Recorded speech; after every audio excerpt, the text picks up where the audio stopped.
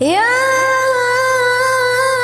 أيها الذين آمنوا اتقوا الله وقولوا قولا سديدا يصلح لكم أعمالكم ويغفر لكم ذنوبكم ومن يطع الله ورسوله فقد فاز فوزا عظيما.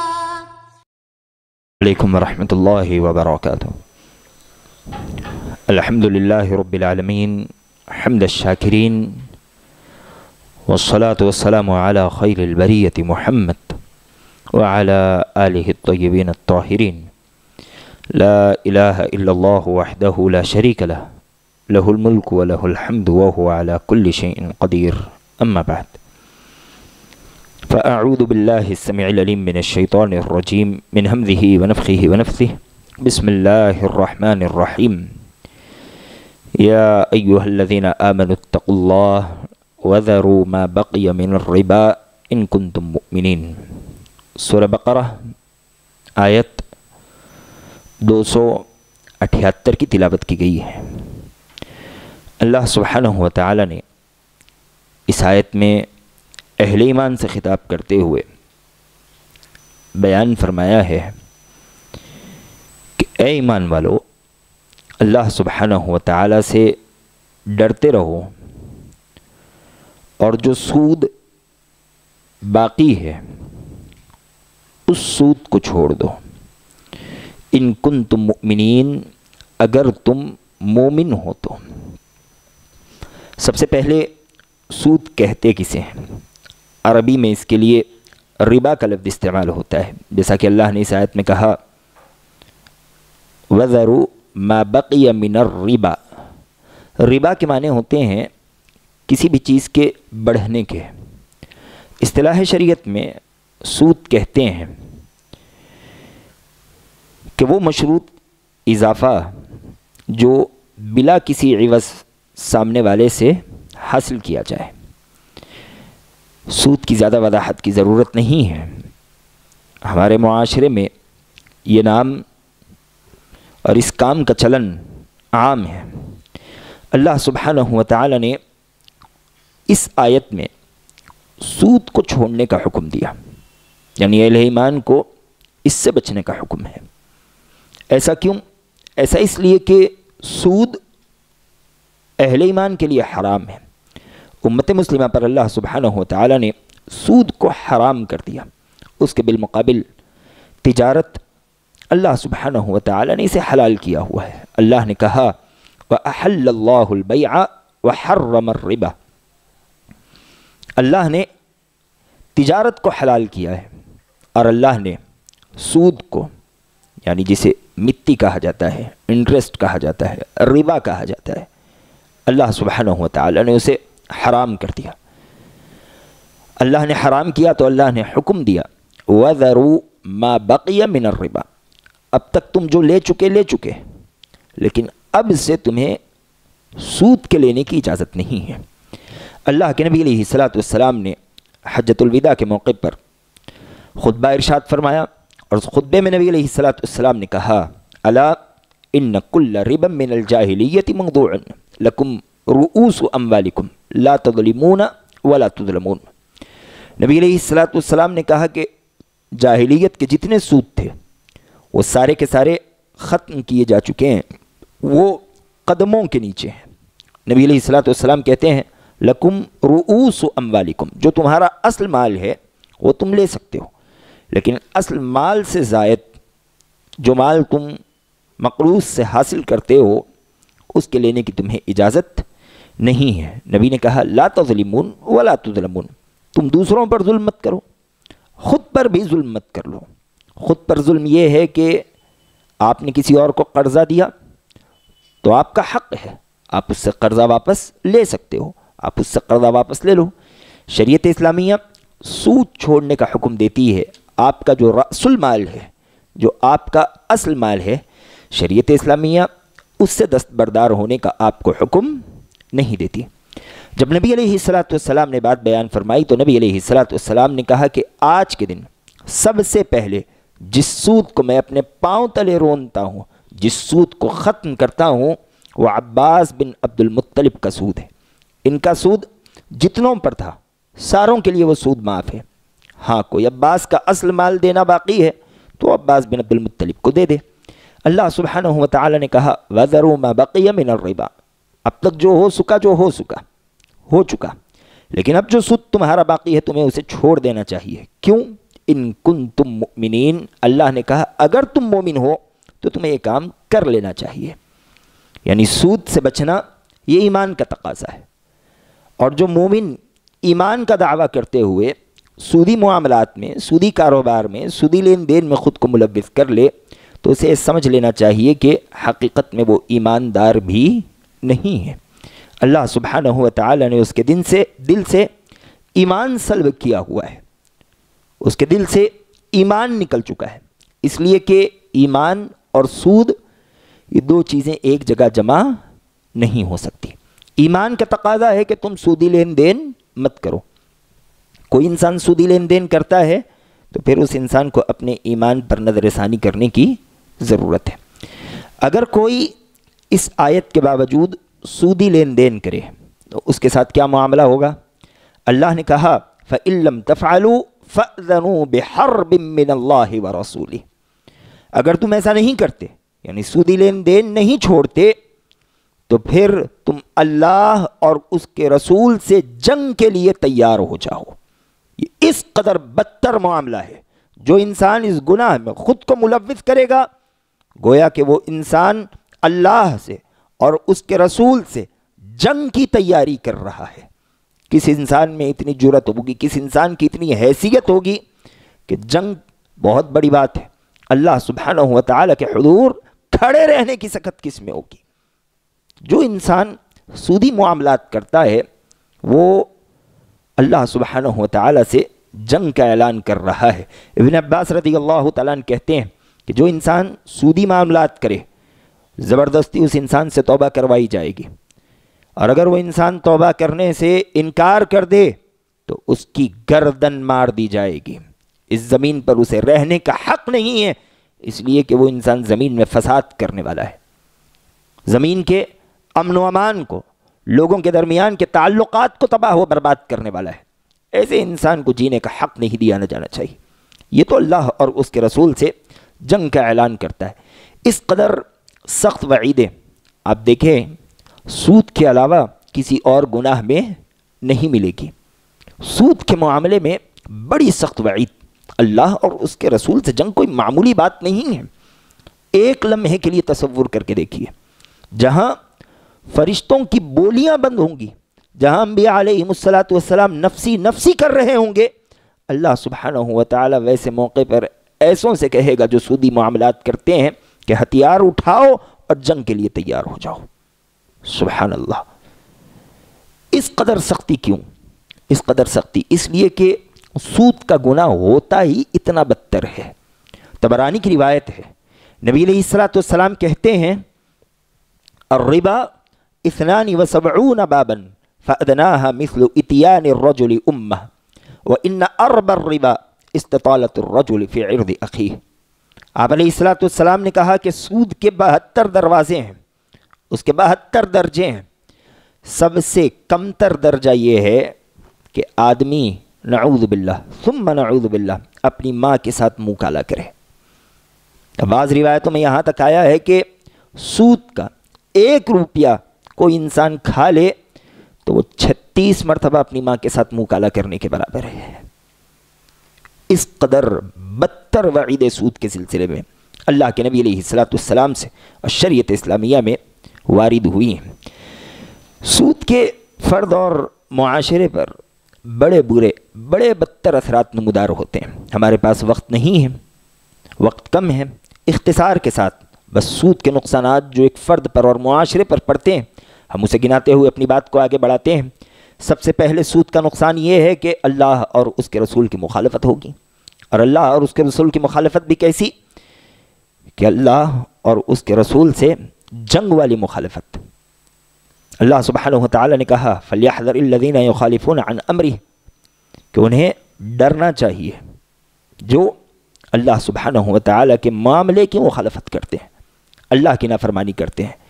اسی طرح سود خور انسان کی عبادتیں قبول نہیں ہوتی، خاصتاً صدقات، خیرات، اس کی زکوٰۃ اللہ سبحانہ و تعالیٰ کے پاس مقبول نہیں ہوتی۔ کیوں نہیں ہوتی؟ نبی علیہ الصلوۃ والسلام نے کہا ان اللہ طیب ولا يقبل الا طیبا، اللہ سبحانہ و تعالیٰ پاک ہے اور اللہ پاک مال ہی قبول کیا کرتا ہے، اور سود خور کا مال کہاں سے پاک ہو گیا؟ یہ چاہے جتنا صدقہ کر لے، یہ سودی معاملات کرتا رہے گا، اللہ سبحانہ و تعالیٰ اس کی عبادتیں ایسے انسان کے منہ پر مارتا رہے گا۔ اسی طرح ایسے انسان کی دعائیں بھی قبول نہیں ہوتی۔ ہم نے نبی علیہ الصلوۃ والسلام کی وہ روایت بارہا سن رکھی ہے جس میں اللہ کے نبی علیہ الصلوۃ والسلام نے ایک مسافر کا تذکرہ کیا۔ آپ علیہ الصلوۃ والسلام کہتے ہیں کہ مسافر اللہ سبحانہ و تعالیٰ سے بارہا دعائیں کر رہا ہے، ہاتھ اٹھائے ہوئے ہیں، کپڑے میلے کچیلے ہیں، سفر پر نکلا ہوا ہے، بال پراگندہ ہے، پریشان حال ہے، اللہ سے کہتا رہتا ہے یا ربی یا ربی، الہ العالمین یہ دے دے، وہ عطا کر دے، یہ پریشانی دور کر دے، وہ مشکل حل کر دے۔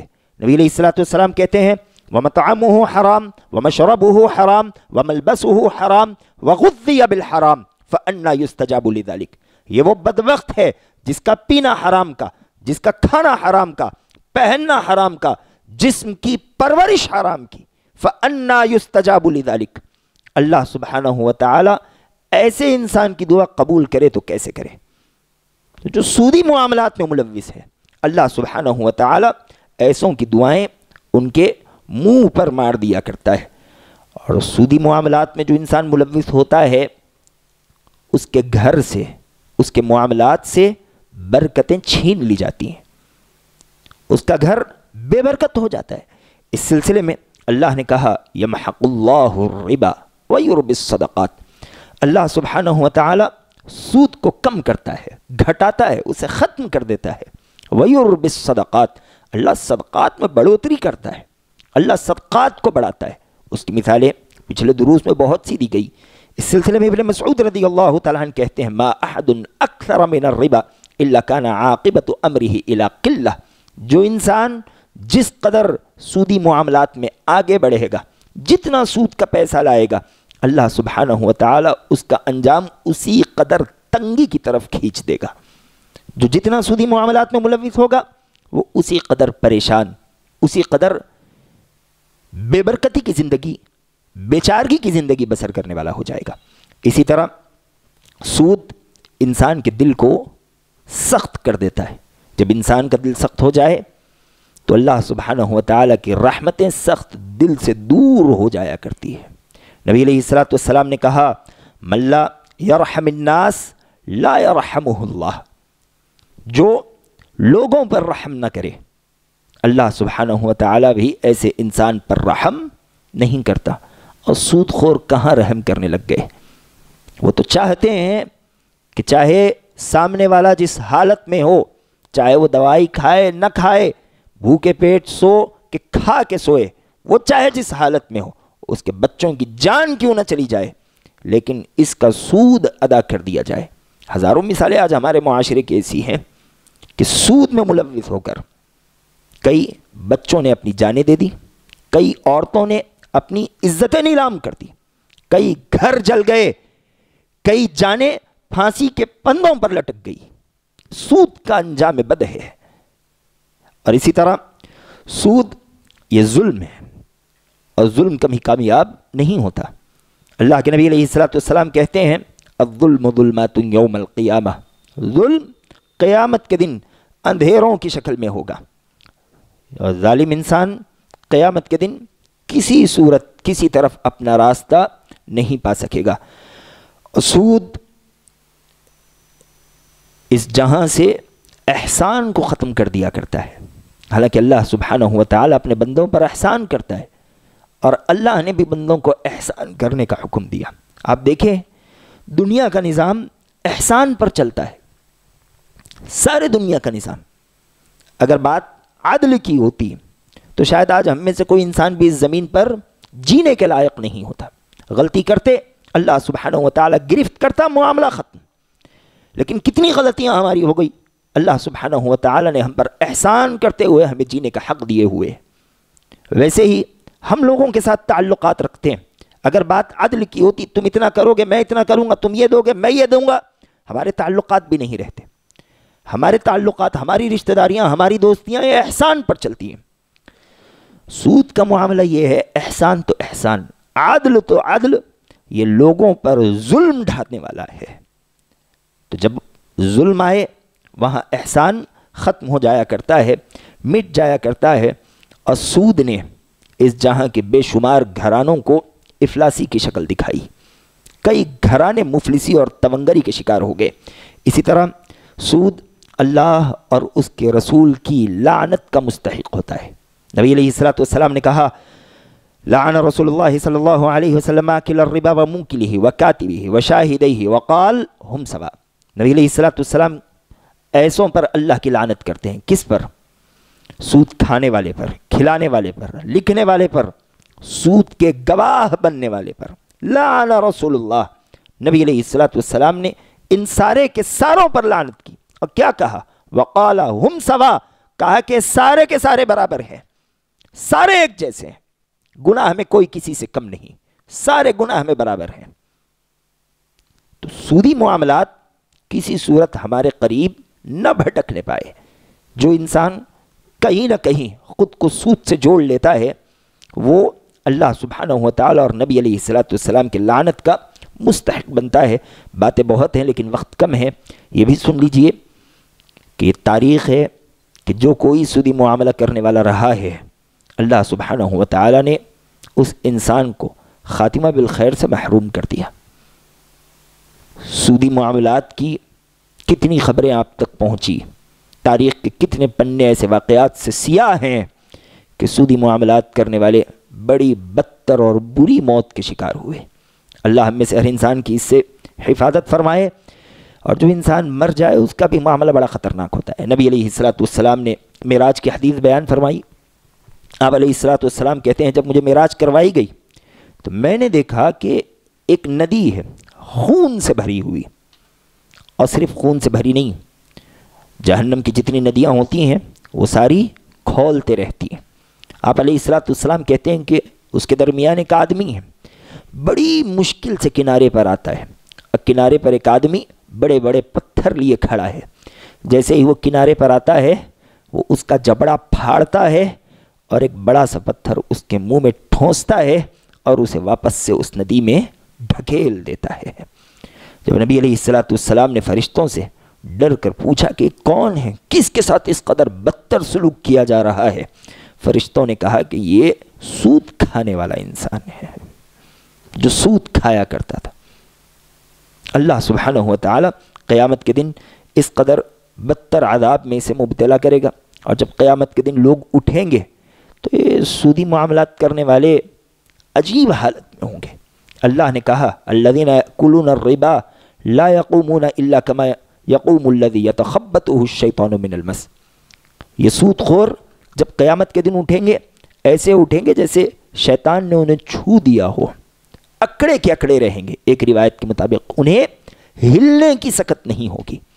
دوسری روایت یہ ہے، دوسری تفسیر یہ ہے کہ جس انسان کے آنکھ پر شیطان حاوی ہو جائے تو اسے کسی چیز کا لحاظ نہیں ہوتا، اسے خود اپنے جسم کا لحاظ نہیں ہوتا. وہ اچھلنے، کودنے، گرنے، پڑنے، مارنے، توڑنے پر پل پڑتا ہے. یہی گت ایک سود خور کی قیامت کے دن ہوگی. جو سود کھانے والا ہوگا وہ قیامت کے دن ایسے اٹھے گا جیسے شیطان نے اسے چھو دیا ہو.